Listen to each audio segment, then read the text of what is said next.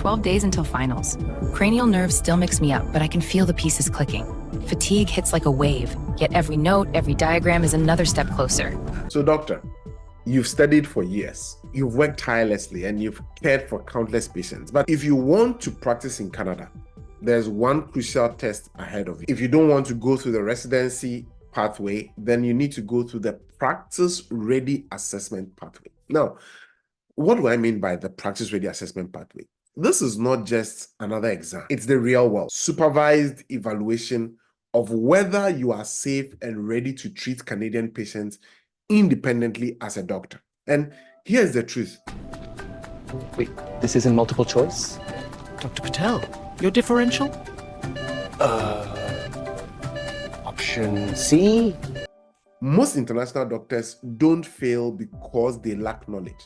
They rather fail because they didn't understand how to prepare for the practice ready. So today, I'm going to give you a step-by-step framework that will put you miles and miles and miles ahead of your competition, okay? So stay tuned, because this could be the difference between passing on your first attempt or waiting for another chance to get into the PRA. So the practice ready assessment program is a structured clinical evaluation, and it usually lasts about 12 weeks. Some provinces may vary it, but usually it's for 12 weeks.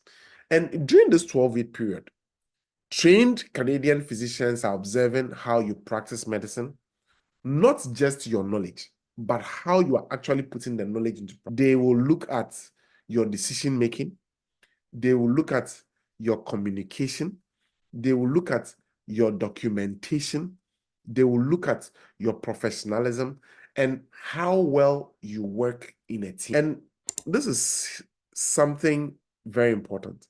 Each province has its own unique requirements, and they also have their own unique orientation and their own unique patient population. So the foundation for success is always the same.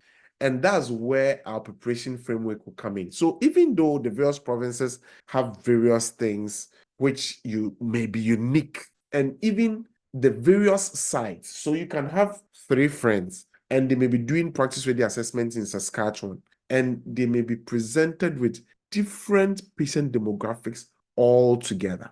So you've got to think about the 5 pillars of practice ready assessment survival.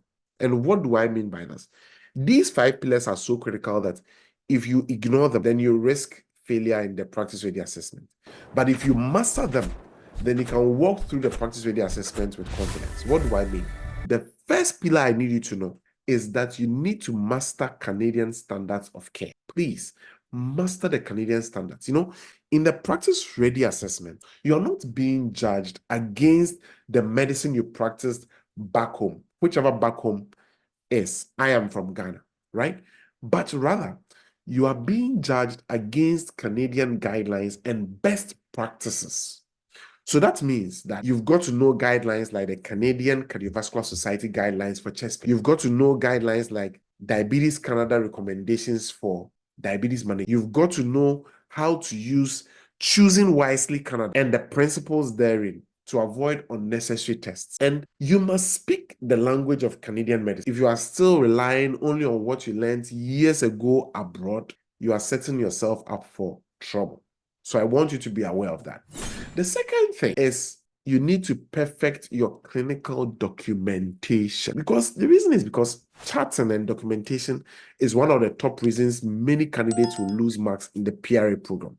In Canada, your notes must be very clear, they must be very structured, and they must be legally sound. You know, assessors expect SOAP notes. We call that SOAP notes, okay? And the SOAP notes talk about subjective, objective, assessment, and plan. So in a typical family medicine encounter, that is how you're going to put your notes. And if you are doing a discharge summary, it must be concise, and your consult notes must be such that other providers should be quick to understand what you're trying to communicate to them. So remember, in court, your chart is your defense. And in PRA, that's a practice ready assessment, your chart is your exam paper. So if you are sloppy, if you are vague, you are incomplete with your notes, that is going to sink your assessment, even if your clinical care was fine, right? Because the only thing someone can judge you based on what you've done, maybe a couple of days, a couple of weeks, a year after, is how well you document. And the third pillar I want you to keep in heart is communicate with patients the Canadian way. You may say, what is this? In Canada, medicine is patient-centered. It's not just about the facts you know. It's not about telling patients what they have to do.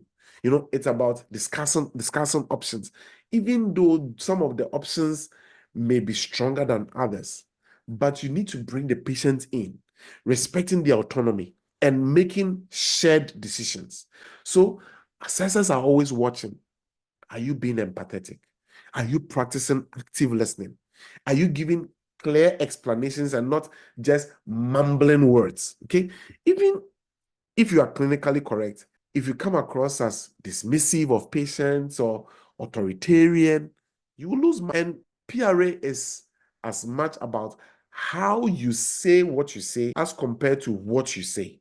So it's not just about saying what must be said, but how you say it also matters.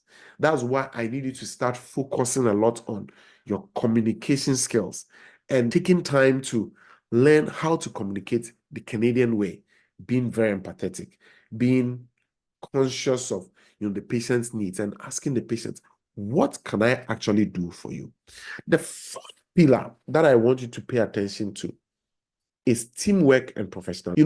You will be judged not just as a doctor, but also as a colleague.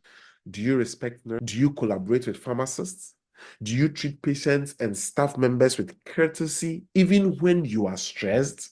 Because one careless comment, one arrogant dismissal, it could be reported back to your assessor. And in Canada, remember all the time that healthcare is team-based. So for me, whenever I'm advising people, I tell them that, look, don't just focus on your assessor, housekeeper, the driver, the ambulance person, the nurses you are working with, the respiratory therapist, the physiotherapist, the pharmacist, other doctors, even relatives of patients, the patient themselves. Please find a way to build a team and to work in the team. Learn how to play in the sandbox, because PRA is designed to test whether you can fit into the Canadian healthcare system. Okay. And the fifth pillar that I want you to learn from is you need to simulate the PRA before the PRA starts. You need to simulate it before you actually get into it. For example, athletes run lots of 100-meter races before the actual race. So why don't you do the same? The worst mistake is walking into the practice ready assessment blind. You need to rehearse. You need to find preparatory programs. You need to find mentors or even study groups that can simulate Canadian-style patient encounters. You need to practice OSCE-style cases. How am I going to review my charts? If I'm in a multidisciplinary conversation, how am I going to present my case? You need to think about it like training as a flight person, as a pilot. You wouldn't fly a plane for the first time with passengers on board. No. So PRA is your first Canadian flight, and you need to make sure you've been in the simulator before it takes off. So what I want you to understand is, even if you've mastered all 5 pillars, PRA can be very stressful. Every day you are being watched. Every patient encounter is a test on its own. And the best advice is, don't aim for perfection. Rather, aim for consistency. Assessors don't want a genius who dazzles once and crashes later. No, they want somebody who is steady, somebody who is steady, somebody who is safe, somebody who is a reliable doctor, who delivers good care every single day. So for me, this is the plan I want you to go in with. Study Canadian guidelines. Number 2, practice documentation very well. Number 3, polish your patient communication. Number 4, respect and collaborate with your team. Number 5, simulate practice-ready assessment before you start the practice-ready assessment. Because, every province has its own specific requirements. But these 5 pillars are universal. And if you master them, you'll be ready no matter where you land, whether in Nova Scotia, whether in British Columbia, whether in Alberta, whether in Saskatchewan, you will land. And in upcoming videos, I'll go into deeper stuff about what assessors actually want to see and how they will report to the examining bodies. Okay, so you've already proven you can practice medicine. Now it's time for you to prove you can do medicine the Canadian way. So let's get you ready.